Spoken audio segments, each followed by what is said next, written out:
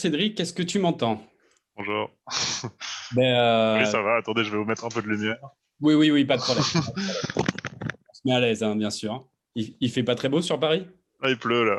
Ah, donc, on va un peu discuter ensemble, Cédric, pendant quelques petits instants, pour qu'on puisse un peu mieux te connaître. Donc, je vais découper un peu l'interview en deux parties, si tu le veux bien, un peu plus centré sur toi, et toi et le bridge en deuxième partie. Donc, je vais te poser quelques petites questions. Alors, je te dirais que normalement, évidemment, tous les membres de notre association, ils te connaissent tous. Alors, pour peut-être les deux ou trois qui ne te connaîtraient pas parfaitement, simplement, je vais te présenter et Oui, tu me dis si je dis des bêtises, hein, bien sûr. Donc, tu es Cédric Lorenzini, tu as oui. 30 ans, 31 maintenant. 31 maintenant. Ah ouais, ouais. C'est quand ton anniversaire? Il n'y a pas longtemps? 23 juillet. Ah, 23 juillet, d'accord, très bien. Tu es marié, c'est ça? Oui, je suis marié. Super. Est-ce que tu es né en Alsace? Je suis né en Alsace, à côté à Mulhouse, À Mulhouse, dans le d'accord. Haut-Rhin. D'accord. Et tu as déménagé, je crois que tu habites dans la région parisienne. Bah, j'habite, oui, près du Vésinet, dans les Yvelines, c'est juste à côté de Paris. Voilà. D'accord, très bien. Alors, ta particularité, Cédric, évidemment, c'est d'être numéro un français pour la deuxième année consécutive ou deuxième ou troisième, je ne sais pas. C'est Bah, c'est compliqué un peu avec les compliqué en classements. ce moment avec le classement. Ouais, bon, c'est encore toi le Disons que premier. ça fait 2 ans et Oui. là, on se bat un peu avec Thomas Bessis en général pour Et jamais- la première place, mais bon là, il y a des points qui n'ont pas encore été comptés, donc D'accord. Bon, c'est encore toi. pour l'instant, oui, normalement, enfin, sur le classement là, je suis deuxième, mais virtuellement, si on compte tous les points, je suis quand même premier.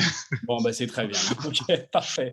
Je vais simplement donner tes principaux titres. Donc, tu vas me dire si c'est bon, les dates, si elles sont bonnes, si les titres ils sont bons. Alors, moi, j'ai noté qu'en 2007, je ne sais pas si c'était ta première consécration, mais tu as eu un titre de champion de France par 4 en excellence. Est-ce que c'est ton Oui, premier titre de champion de France, celui-là? Je sais oui, je pas. Ouais, pense. sûrement. Sûrement. J'ai Bah, 2000. oui, je pense. Ouais, ça va être ça. J'ai 2008 champion du monde des moins de 21 ans. Oui, Ça, ça c'est c'était en à Chine, je Pékin. crois. Pékin, À ouais, Pékin, juste après les Jeux Olympiques, oui, ouais, juste on était au après. même endroit. Pour toi, c'est une expérience, ça doit être dingue, quoi, d'avoir un titre de champion du monde, je sais pas.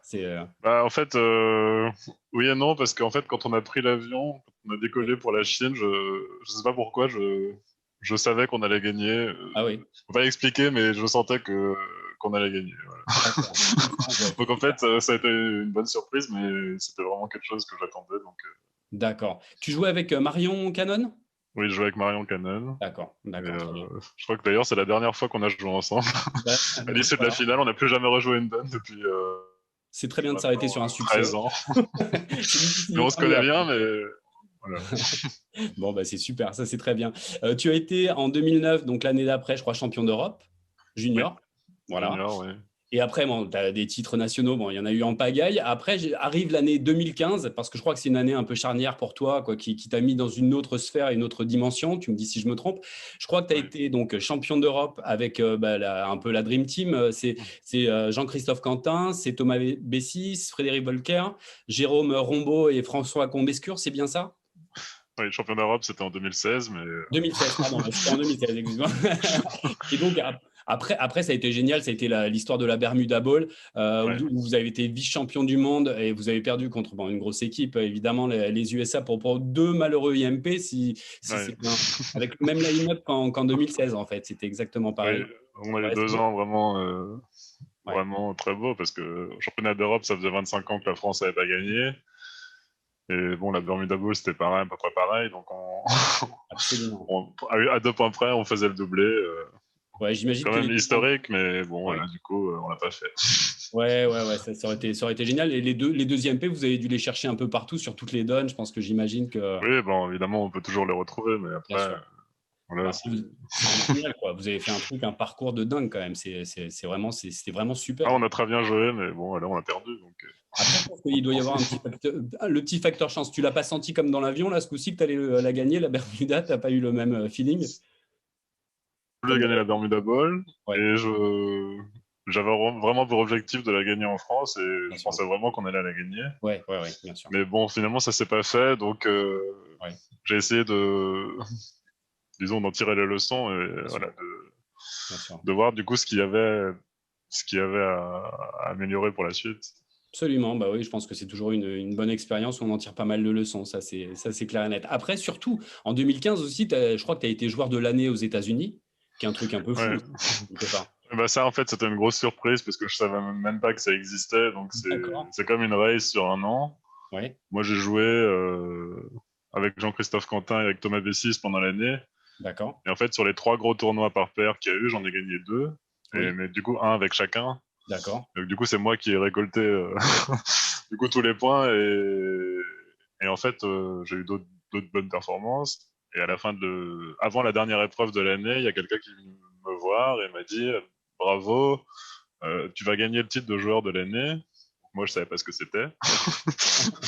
Et donc, après, j'ai appris du coup que j'avais été le premier Européen, enfin le premier non-américain à gagner, et puis le plus jeune aussi. Donc, ah, aussi, ouais, bien sûr. en fait, si j'avais su avant, Oui. peut-être que j'aurais pas gagné parce que je me serais mis la pression. Mais là, comme j'étais absolument au courant de rien, du coup, c'est tombé tout seul et ça m'a bien lancé aux États-Unis. C'est juste génial parce que je crois que en fait, tu étais juste devant Eric Greco et Zia Mahmoud, quoi. Je veux dire, Ouais. sur le podium. Oui, mais en fait, comme j'en savais rien, je me suis pas du Bien tout sûr. intéressé à ça. C'est-à-dire que si j'avais su, à mon avis, j'aurais peut-être pas gagné, quoi. Oui, Donc, oui, des oui. fois, c'est bien de De pas savoir. finalement de pas savoir. Ouais, c'est vrai, ouais, absolument. Bon, bah, très bien. Je pense que les présentations sont faites. On va essayer je vais te poser quelques petites questions donc, sur toi, comme je t'ai dit, en première partie. Donc, tu me dis dès que tu es prêt, on envoie. C'est bon? C'est vrai. Allez, c'est parti. Donc, je voulais te demander quelles sont les activités extra-bridgesques qui pourraient t'occuper des heures sans que tu vois le temps passer? Alors donc ce que je fais quand je joue pas au bridge, je fais pas mal de sport. Enfin, en D'accord? tout cas avant le Covid, Ouais, c'est sûr, hein, je c'est joue sûr. pas mal au tennis. Génial. Surtout en compétition, j'aime bien parce que je suis compétiteur. Ouais, j'imagine. Euh, je fais un peu de running. Oui. Bon, j'allais à la salle, mais là tout est fermé. Ouais, c'est Un peu de compliqué. natation aussi. D'accord. Après, alors, comme j'ai du temps libre, j'aime bien cuisiner. Donc, tous les 2 jours, je vais au marché, Super. je vais chercher les produits. Du coup, je cuisine. Voilà, ça m'occupe. C'est quoi ta Je pense- spécialité? Bon, c'est un peu, ouais, c'est vraiment Ouais. sur le feeling quand je vais au marché, je sais pas ce que je vais acheter, et puis je D'accord. regarde ce qui me parle et voilà. Bon, bah, c'est génial. Je suis pas mal de chefs. J'aime bien aller dans les restos étoilés ou pour goûter un peu les spécialités, tout ça.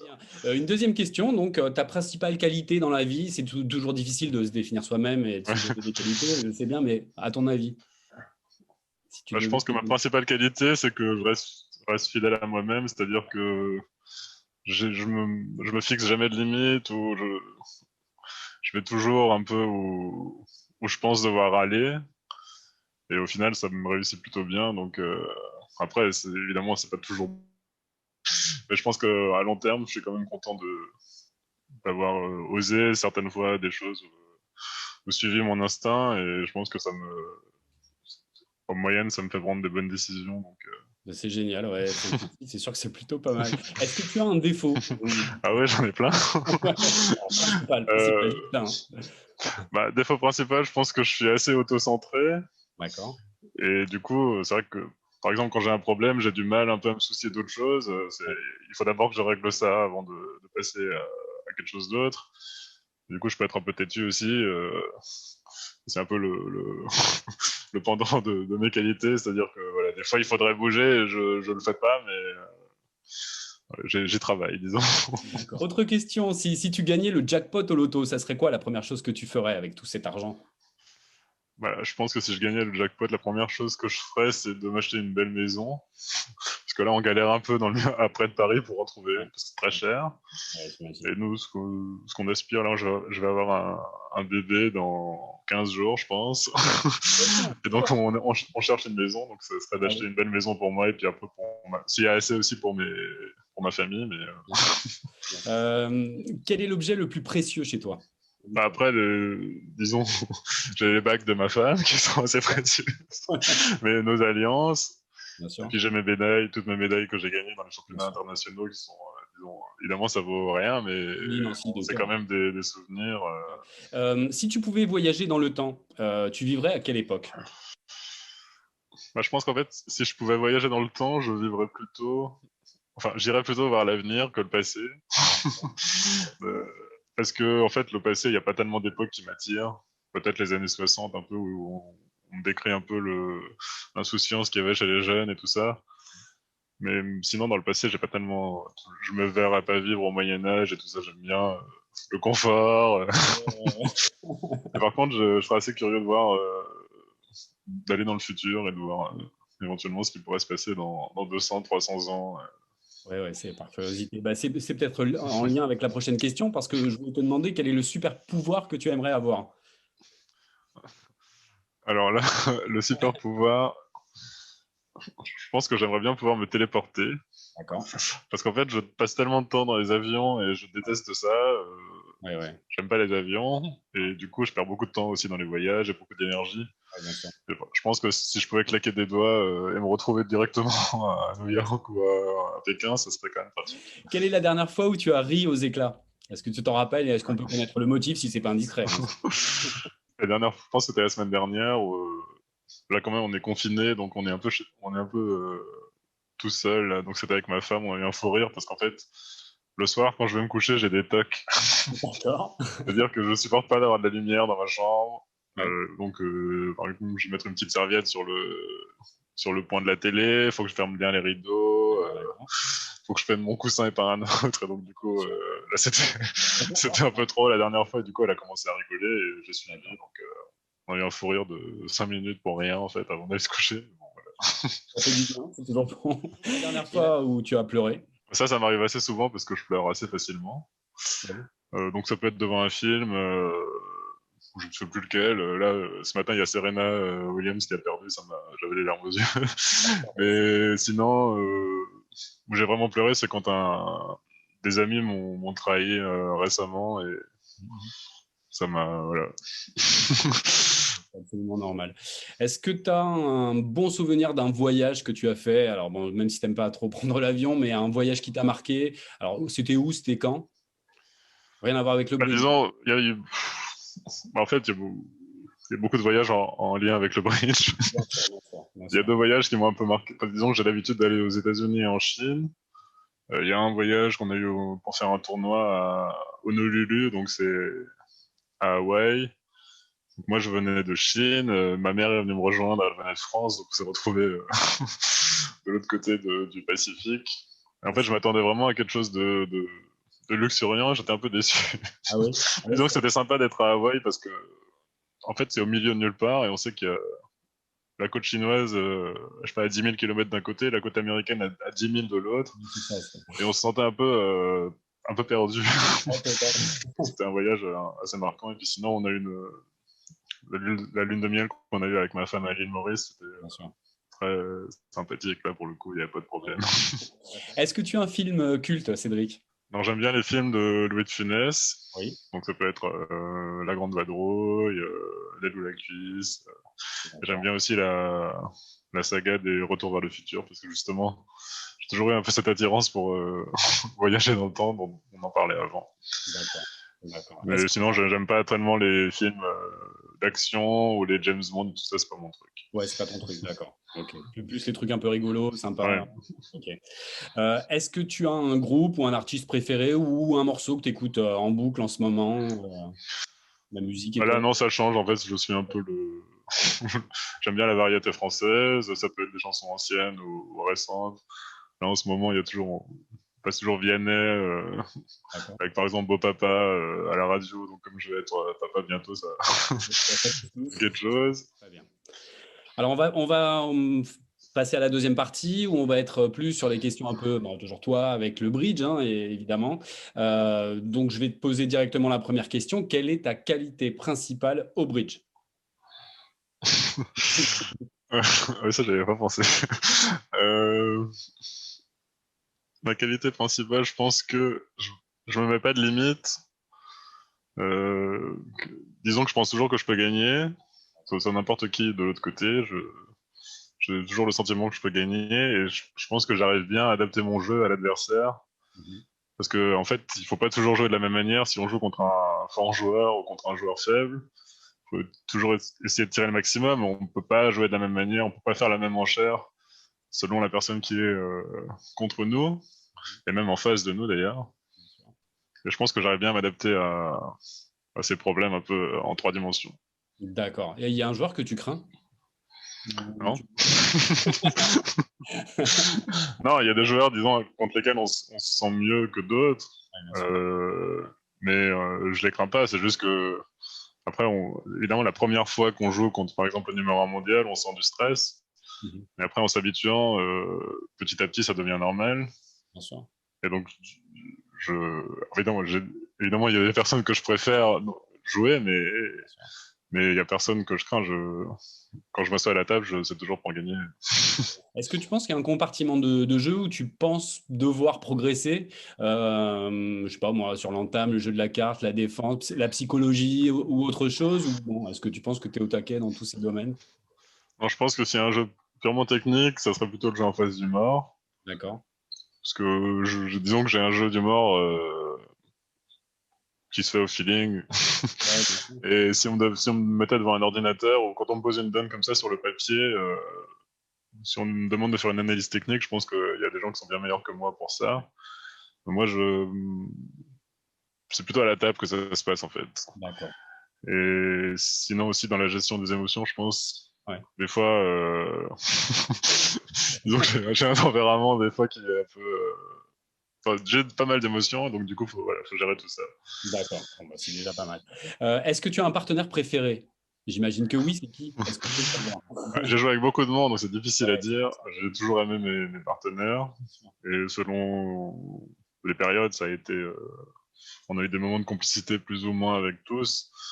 Si je dirais, au jour d'aujourd'hui, je pense que le partenaire préféré que j'aurais, ça serait Thomas B6. Oui. Pas tellement parce que c'est un bon partenaire en tant disons qu'équipier, parce que là, on peut encore progresser là-dessus, je pense. Mais c'est vraiment la personne avec qui je sens qu'on peut atteindre et on a atteint le plus haut niveau de bridge et on a vraiment un potentiel, je pense, pour contre n'importe quel pair, vraiment bien performer. Mais bon, on est encore jeune, donc j'espère qu'on travaillera dans la dans la direction vraiment pour ce. Secrètement, donc, aussi bien Thomas que toi, vous devez viser quand même les 2 premières places mondiales. C'est un truc, à mon avis, qui devrait de toute façon se faire. À lui, j'en sais rien. Je sais pas s'il réfléchit tellement en termes de classement. Bien sûr, bien Mais sûr. moi, je sais que ça a toujours été déjà un objectif d'être premier français. Parce que quand j'ai commencé, même si c'était complètement irréalisable, je le disais. Et puis même premier mondial, évidemment que moi c'est un objectif. Après, je sais pas si ça se réalisera, mais je vois pas comment on peut viser autre chose. En fait, on va pas viser d'être 10e. Donc, quel est ta partenaire préféré? Si ma partenaire préférée, c'est jouer avec ma femme. Oui. Donc, quand ça se passe bien, c'est ma partenaire préférée, mais des fois ça se passe pas bien. C'est sûr. Et sinon, Johanna Zochowska, qui est dans l'équipe de France féminine, on s'entend vraiment bien. En dehors du bridge. Et je pense que c'est une très bonne joueuse. Donc voilà, ce serait mon choix si je devais choisir une partenaire pour les mixtes. Très bien. Est-ce que tu as une convention que tu aimes particulièrement, une petite convention sympa, préférée? Ouais, une convention que j'aime bien, c'est le Gazzili. D'accord. Disons que quand on ouvre d'un cœur, par exemple, le partenaire dit un pic. Il y a beaucoup de mains. Par exemple, si on a un 5-5 ou un 6-4 de 18 points, dans le standard français, on va être obligé de dire 3 trèfles. On va pas savoir si c'est un 6-4 ou un 5-5, ni vraiment si c'est plutôt 16 points, 18, 22. Donc en fait, le Gazzili, ça consiste sur un pic à dire 2 trèfles, qui est une enchère forcing et un tiroir. Ensuite, le partenaire fait un relais et ensuite on peut décrire exactement ce qu'on a. Et donc ça, on l'a pris entre guillemets aux Italiens qui ont bien développé ça. Et je trouve que c'est pratique pour décrire les mains mieux que dans le CF. D'accord, ouais, c'est une très bonne convention, ça c'est sûr. Est-ce qu'il y en a une que tu peux pas supporter? Une convention inutile que tu juges? Après, il y a jamais rien d'inutile. Mais disons que ce qui est le deux carreaux forcing de manche, par exemple, c'est la convention dont les étrangers se moquent un peu parce que pour eux, c'est comme un peu le béret. Mais bon, c'est une convention qui peut être utile dans certaines situations spécifiques, mais maintenant, est-ce qu'il faut consommer une ouverture au niveau de 2 pour ça? Je sais pas. Le problème, c'est que si on n'a pas l'information de l'as exactement, Après, la séquence est trop haute et on n'a plus la place. Donc, Ouais. Toi, tu le joues pas, tu le joues jamais, ce deux carreaux forcing de manche. non, nous, on joue 2 trèfles forcing de manche, qui... qui est quand même pas du tout pareil, parce qu'en fait, le partenaire peut relayer à 2 carreaux, et maintenant, on a la place au niveau de 2 en majeur pour commencer la description. Non. Donc, 2 trèfles, 2 carreaux, 2 cœurs, 3 cœurs. Déjà, la tout cœur est fixée, on sait qu'on est en zone de chelem. Alors que si on ouvre de 2 carreaux, le partenaire dit 2 piques, non, on dit 3 cœurs, on a juste exprimé les cœurs, et maintenant le partenaire, sur 3 cœurs pour fixer le fit à cœur, et à la fois une envie de chelem, bon, il est obligé de dire 3 piques ou 4 trèfles, on ne sait pas si c'est une couleur, si c'est un contrôle à la tout cœur, et ensuite, c'est impossible de s'en sortir, en fait. Ouais, c'est sûr. Absolument. Alors, est-ce que tu as, toi, tu dis, tiens, ça, c'est le joueur de tous les temps, celui-là, c'est le joueur que je mets au-dessus de tout le monde, pour toi, le plus fort de tous, vivant ou pas, hein. Ben, je réfléchis pas tellement en termes de joueurs, parce que il y a des joueurs qui sont très forts, par exemple sur ordinateur. Par exemple, je crois que c'était Michael Rosenberg qui lui gagnait tous les prix sur ordinateur en purement technique, mais à la table, il y en a d'autres. Donc à la table, par exemple, il y a Zia Mahmoud, il met une pression psychologique, mais maintenant, si on devait lui donner des enchères purement théoriques à faire, il les ferait moins bien que d'autres. Donc je réfléchis surtout en termes de paires. Donc c'est sûr qu'une des paires qui a le plus duré, c'est Max Rodwell. Mm. Qui avait 40 ans, 30 ans, je sais pas combien de temps qu'ils jouent ensemble, et qui sont toujours au top niveau. Après, des joueurs forts, il y en a où j'ai joué l'année dernière avec El Gemo, qui est norvégien, qui était le numéro 1 mondial. C'est sûr que à la carte, voilà, lui en face du mort, c'est sûr qu'il rate pas une levée, il voit tout à 300 à l'heure. Donc quand j'étais au mort, j'étais assez confiant. Par contre, à l'enchère, c'est pas très fin, quoi. C'est un peu bouché, donc voilà. Et est-ce que tu as une joueuse de tous les temps qui te vient comme ça en tête, la meilleure de toutes? Je les connaissais pas. Ouais. Je sais qu'il y avait Maria Erhardt, c'était une Autrichienne qui a porté l'équipe d'Autriche il y a 30 ans, mais je l'ai jamais connue. Ouais. Et on est des Françaises. On a eu Catherine Dovidio qui, à un moment donné, était considérée comme la meilleure. Il y a eu Sylvie Villard qui était première mondiale.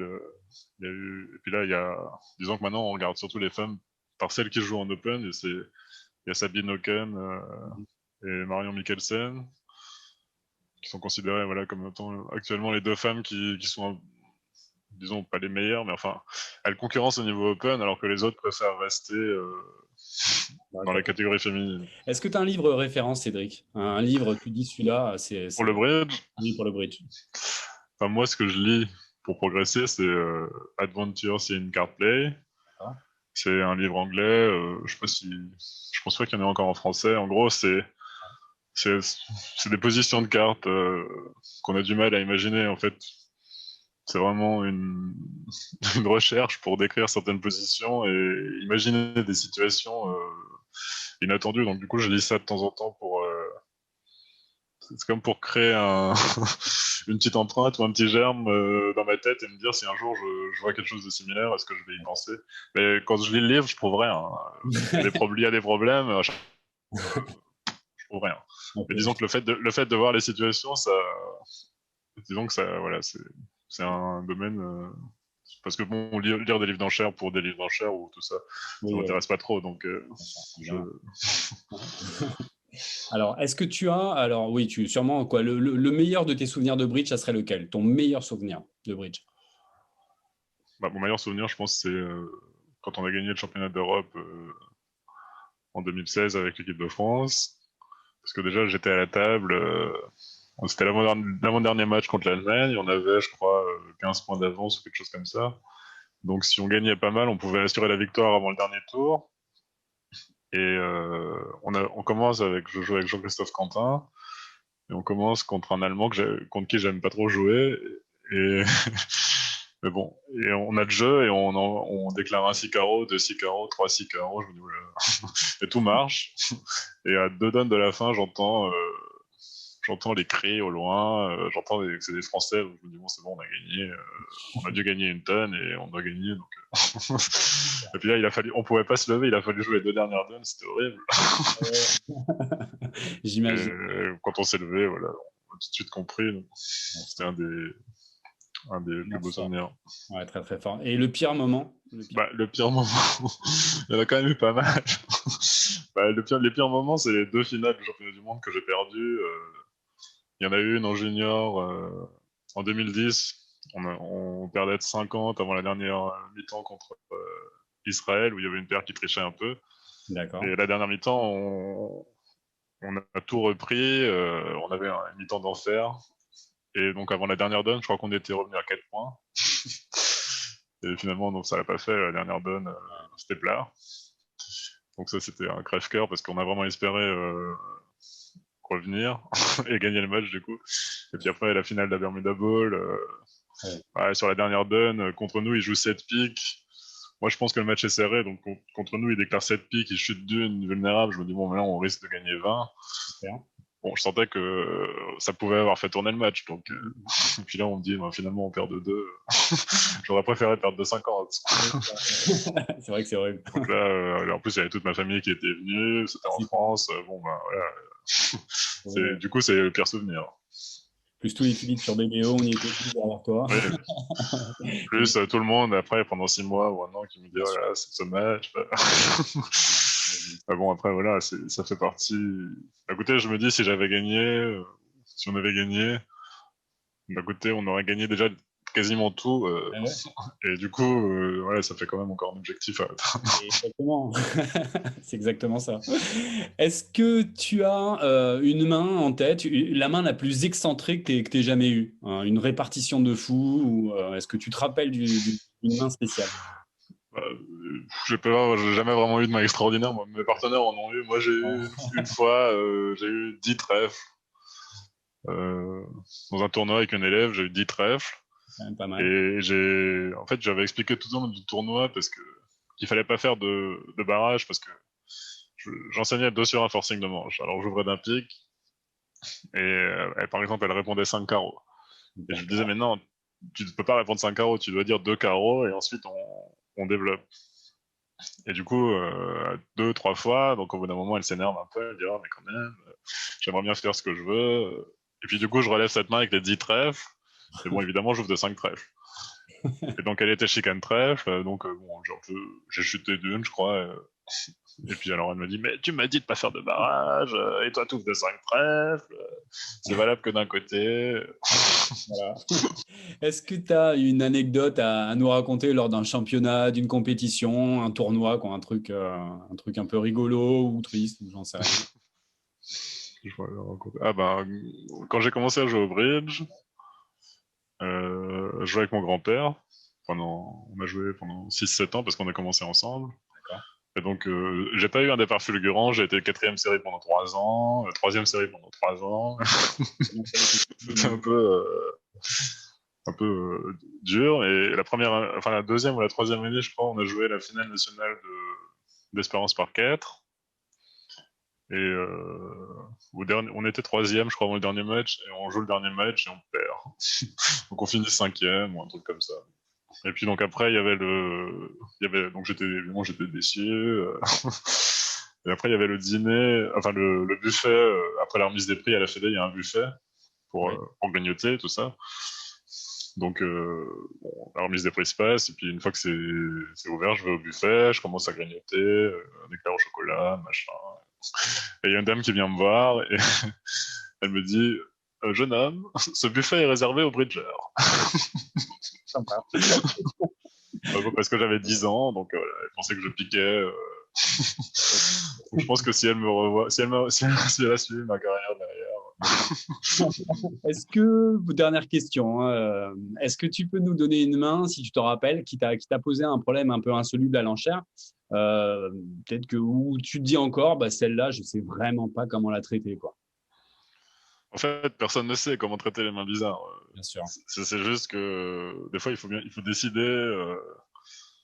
Il faut faire ce qui tombe bien sur le moment. Parce que finalement, tout le monde sait, dans les experts, si on donne une main, tout le monde va dire il faut faire soit ça, soit ça. Bien sûr. Et puis après, bon, peut-être que c'est soit de faire une enchère plutôt que l'autre, mais c'est celle qui c'est jamais moi une main que j'ai eu récemment où j'ai pris une décision et c'était mauvais. J'ai ouvert d'un carreau et on est intervenu à 2 trèfles. D'accord. Et mon partenaire contre. Donc évidemment, c'est un compte d'appel. Il y a sûrement au moins 8 points. Enfin, normalement, disons 8 points, un peu de majeur. Et l'adversaire passe. Et les adversaires sont rouges contre vert. Et normalement, bon, c'est une situation où j'en chéris toujours, mais là, j'avais Roi Dame 10, 8 de trèfle, je crois. As Roi de carreau quatrième.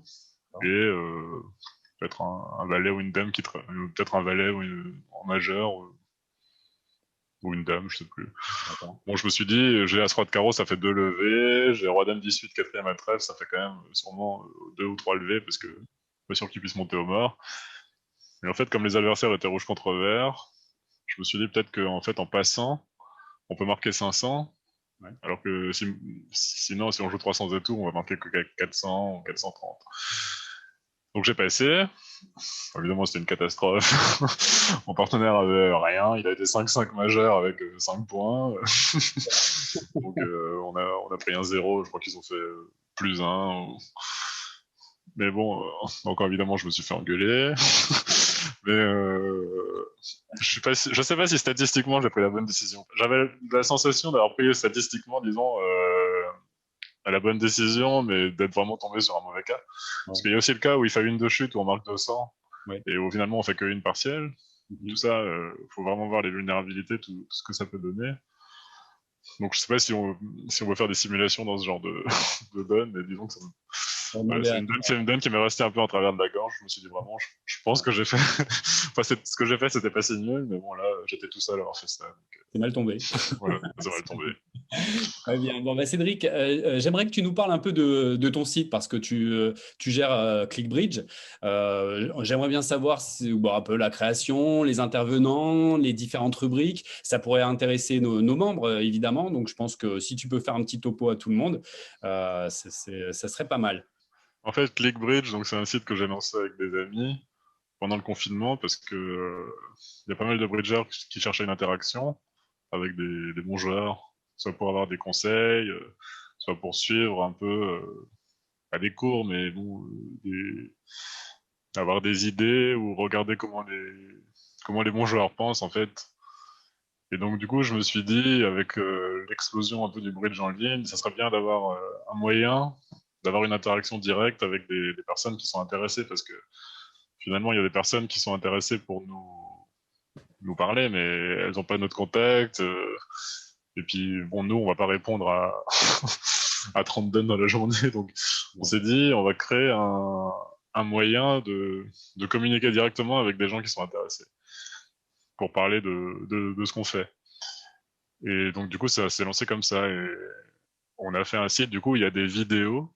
Donc, on enregistre des vidéos. Donc, la plupart du temps, c'est en live, c'est du show en live. Et ensuite, on enregistre cette vidéo. Si vous n'êtes pas là au moment où on le fait, après, vous pouvez voir un replay. Donc, de toute façon, même si vous n'êtes pas là, vous pouvez le voir pendant 15 jours ou 3 semaines. Il n'y a pas de souci. Et donc, il y a plusieurs thèmes. Le thème principal, ça s'appelle Dans la tête d'un champion. En fait, il y a un champion, c'est souvent moi qui se met sur BBO, en fait, et on filme mon jeu dans une partie contre des très bons joueurs. Et en fait, je commente en direct ce qui me passe par la tête. Donc je me dis, bah, voilà, là, j'interviendrai plutôt un pic parce que là, je vais plutôt entamer cœur parce que je pense que si. Puis même au fur et à mesure de la défense, je dis, bon, bah là, je vais plutôt jouer trèfle parce que je refais la main adverse et tout ça. Je pense que c'est intéressant de voir pour des personnes comment on réfléchit en live parce que dans des cours, finalement, au tableau, tout ça, on n'explore que la théorie, mais finalement, la pratique, c'est à la table. C'est important. Et donc, on trouvait que c'était une bonne option. Après, on a d'autres thèmes. Par exemple, il y a un thème un escroc, un champion. Okay. C'est avec Baptiste Combescure et Pierre Franceschetti. Ils prennent une séquence et chacun argumente un peu de façon rationnelle ce qu'il a fait. Ouais. En fait, il y en a un des deux qui ment. Et il faut trouver qui ment et pourquoi. Ça change ou c'est toujours le même? Non, ça change. Et après, je fais des quiz aussi, donc j'envoie des quiz avec, par exemple, 8 questions, enchères, mais je donne rien d'autre, et je laisse les gens répondre, et ensuite, on fait un show en live, ça peut être sur Zoom ou sur notre site, il faut se connecter. Et donc ensuite, pendant une 3/4 d'heure, 1 heure, je réponds j'explique ce qu'il fallait faire, pourquoi, et si les gens veulent poser des questions, ils peuvent poser des questions en direct et moi je réponds. Et on a aussi une rubrique voilà, pour si les gens ont des questions par mail ou par écrit, s'ils ont joué des duns dans des tournois, s'ils ne savaient pas quoi faire, ils ne savaient pas quelle était la bonne enchère, ils peuvent nous envoyer la question. Et nous, après, on fait des vidéos toutes les semaines ou toutes les 2 semaines avec les questions les plus intéressantes, on répond un peu comme le courrier des lecteurs dans le Bridger. Donc voilà, c'est une plateforme. Mais bon, donc maintenant, au début, on a fait des offres de lancement où c'était gratuit, on pouvait avoir un peu le contenu. Maintenant, pour avoir accès au contenu, il faut s'abonner. D'accord. Et donc, il faut aller sur www.clickbridge.com. Click CLIC. et ensuite, il faut s'abonner, il faut mettre son adresse mail, un mot de passe. Ensuite, il faut s'abonner pour 1 mois. C'est pas du tout, vous pouvez vous abonner pour 1 mois et après ça s'arrête. C'est pas du tout automatique de se rabonner. On peut s'abonner pour 1 an ou pour 1 mois, mais disons que voilà, on peut s'abonner 1 mois pour voir et ensuite, si ça vous plaît pas, vous pouvez quitter. Et ça crée aussi une petite communauté parce que finalement, c'est des personnes qui sont là, qui peuvent discuter entre elles.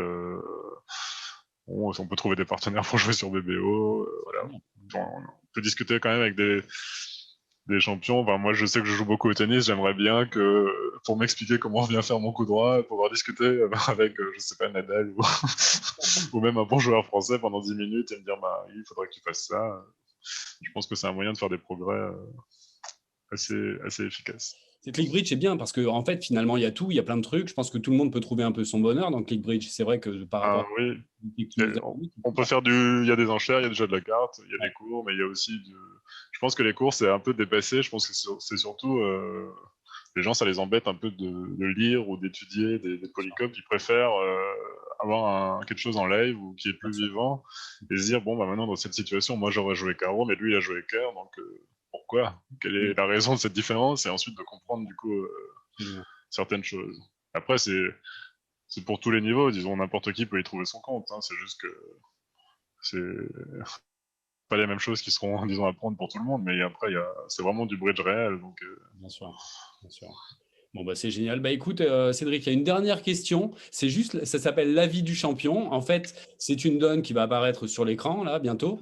C'est As-Roi-Dame 10, 3-2, à pique, 9, 5, 4, 3 à cœur, 2 à carreau et As second à trèfle. Est-ce que tu es d'accord déjà pour l'ouvrir d'un pique ou quel est ton ouverture? Oui, un pique, oui. Un pique. Tu entends un sans atout. Alors, comment cotes-tu, par exemple, 2 cœurs pour décrire ton bicolore 6-4, 2 piques plutôt pour ta répétition parce que tu juges qu'ils sont suffisamment sixième et que tu n'as peut-être pas finalement envie de nommer les cœurs, ou 3 piques, tu fais un saut. Qu'est-ce que tu en penses? Comment tu cotes ces 3 enchères? Je pense que les 3 enchères sont raisonnables. De toute façon, on peut faire les 3 et sans qu'on puisse dire que d'avoir fait l'une ou l'autre est criminel. Moi, mon style, c'est plutôt de dire 3 piques. D'accord. Parce que j'ai une bonne couleur à pique. Et donc, bon, si mon partenaire a des cœurs, ça sera de toute façon utile. J'ai pas tellement envie de jouer 2 cœurs. S'il passe sur 2 cœurs, ça va quand même m'embêter. Ouais. Et je préfère masquer un peu la main. En général, quand j'ai un 6-4 avec une belle majeure sixième, souvent je dis 3 dans la majeure. Je préfère masquer un peu la main parce que pour la défense, c'est plus compliqué de savoir ce qu'il faut faire si on a décrit 6 cartes que si on en a décrit 10. Et il y a pas mal de points à gagner, ce qu'on appelle le camouflage, un peu en n'écrivant pas trop ses mains. Donc là, j'ai quand même 7 levées. Bon, je peux 3 piques, on verra. Mais après, je reviens au Getzili parce que c'est une main typique de Getzili. Dans le Getzili, sur un pique, passe un sans atout, passe 3 piques, c'est zoné 13-15. C'est-à-dire qu'on a une main sur 6 ou 7 piques et pas plus de 13-15 H. Parce que dès qu'on a 16 et plus, sur un pique, un sans atout, on est obligé de dire 2 trèfles. Du coup, ça libère un peu pour ce genre de main. On peut dire 3 piques sereinement sans que le partenaire s'attende à ce qu'on ait 17-18. Donc, bon, j'aurais dit 3 piques. Bon, bah, je te remercie beaucoup, Cédric. Est-ce que juste pour conclure, tu peux t'adresser aux membres de Bridge Gascogne et leur donner peut-être un petit conseil au bridge? Bon, ça va de non classé jusqu'à première série cœur, le panel. Après, le conseil que je prends, c'est déjà de s'amuser parce que le bridge, c'est avant tout un jeu. Après, ça dépend de l'objectif de chacun. Si vous avez l'objectif juste de passer du montant, ne vous prenez pas la tête et essayez vraiment de vous amuser et faites vraiment ce que vous avez envie, parce que évidemment, il faut être très libre au bridge. On dit souvent, faut faire ci, faut faire ça, mais en fait, non. Enfin, il y a certaines choses il y a certaines règles, mais il faut faire aussi ce que vous avez envie. Et pour ceux-là qui veulent un peu progresser dans le milieu de la compétition, le conseil que j'aurais, c'est de toujours se frotter à un meilleur que soi. C'est-à-dire que si vous avez le choix entre jouer en honneur et en excellence, allez jouer en excellence. Parce que c'est comme ça qu'on progresse, en fait. Si vous restez, disons, au royaume des aveugles, les borgneux sont rois, c'est ce qu'on dit. Donc, il faut toujours essayer de se frotter à plus pour progresser et essayer toujours dans les cours et tout ça, d'essayer d'avoir le niveau juste un peu au-dessus de ce que vous êtes.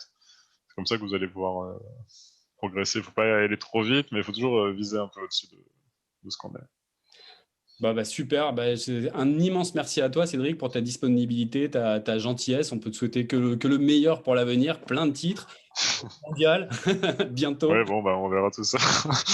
Bon, c'était vraiment super. J'espère que tu as passé un bon moment aussi avec nous. Et puis, écoute, plein de bonnes choses pour toi pour l'avenir.